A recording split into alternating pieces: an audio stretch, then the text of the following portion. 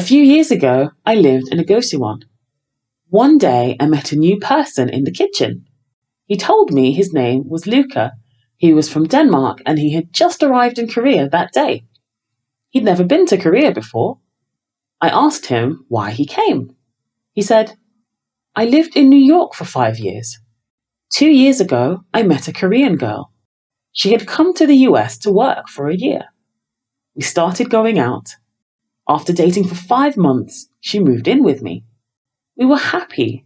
I really loved her. But then it was time for her to go back to Korea. A few months after she left, the project I was working on finished and I went back to Denmark. I returned to my old city and found a new job. Months went by, but I just couldn't forget her. So I decided to come to Korea. I really love her. I haven't told her I'm coming. I want to surprise her and propose to her today.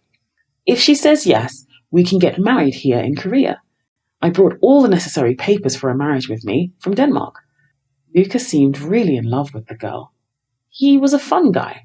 He had travelled all around the world and had many interesting stories.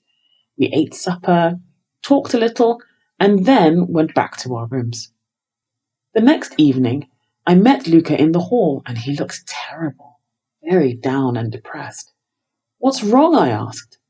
I met with Minji, he said. She has a boyfriend. She said she really likes me, but she can't leave him. I'm really sorry about that.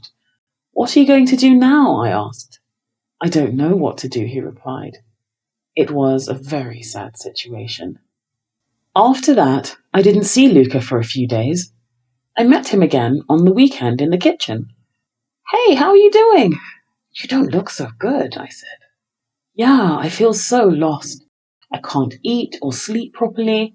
I need to meet with Minji again. I need to talk to her again. But she is away from Seoul for 2 weeks, he said. To be continued.